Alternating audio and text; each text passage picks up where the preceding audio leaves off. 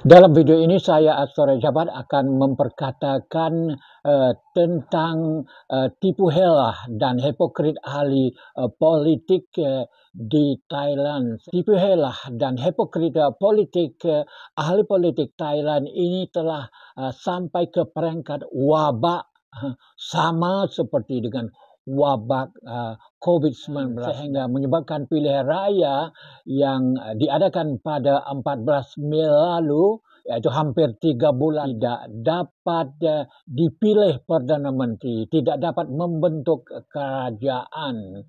Assalamualaikum dan salam bahagia saudara-saudari. Analisis politik yang saya buat dalam video ini dibuat dengan bantuan AI, di mana Avita dan suaranya adalah dijana melalui teknologi AI. Sila menonton analisis saya ini.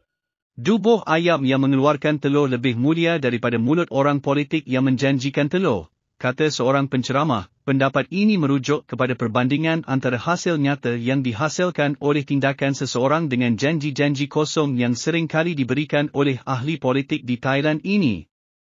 Hampir 3 bulan kami belum ada Perdana Menteri dan kerajaan kecuali pemangkunya yang seorang jeneral tentera yang berkuasa dan memimpin kerajaan dengan cara menipu, kata penceramah itu. Dubuh ayam yang mengeluarkan telur menggambarkan usaha yang produktif dan memberi manfaat kepada masyarakat, sedangkan mulut orang politik yang menjanjikan telur mengacu pada retorika kosong tanpa tindakan yang nyata. Penceramah tersebut mungkin berpendapat bahawa tindakan yang menghasilkan manfaat nyata, seperti telur dari dubuh ayam, adalah lebih mulia daripada janji-janji yang tidak diikuti oleh tindakan yang sesuai.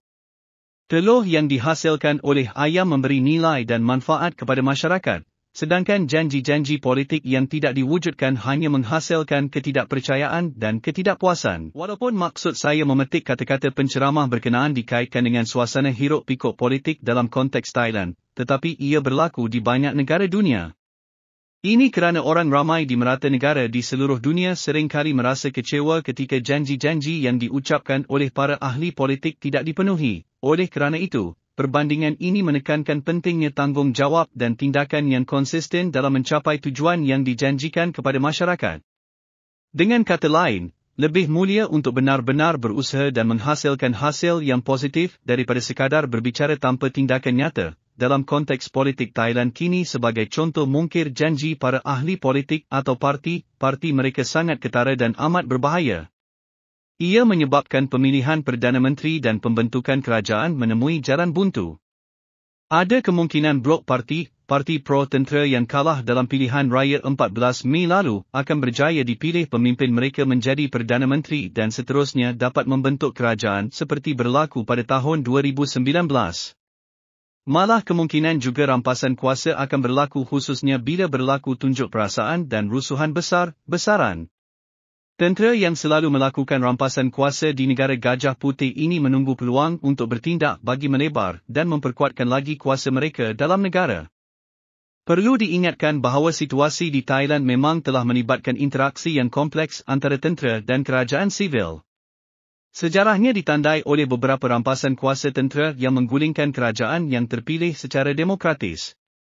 Malah meskipun ada kerajaan sivil yang berkuasa, pengaruh tentera tetap signifikan. Rampasan kuasa tentera dan ancaman pengambilalihan kuasa seringkali berkaitan dengan perasaan tidak puas hati terhadap tindakan atau kebijakan kerajaan sivil. Isu ini menunjukkan konflik antara aspek demokrasi dan peranan tentera dalam sistem politik Thailand. Walaupun pilihan raya diadakan, ketidakstabilan politik kadang-kadang terjadi akibat campur tangan tentera.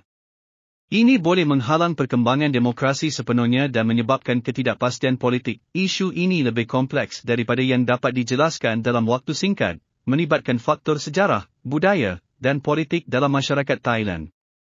Bagaimanapun, kebanyakan rakyat Thailand merupakan pejuang politik yang gigih. Mereka terus berusaha mencapai keseimbangan yang tepat antara institusi tentera dan institusi demokrasi untuk mencapai stabiliti politik yang lebih berkelanjutan. Terima kasih kerana menonton.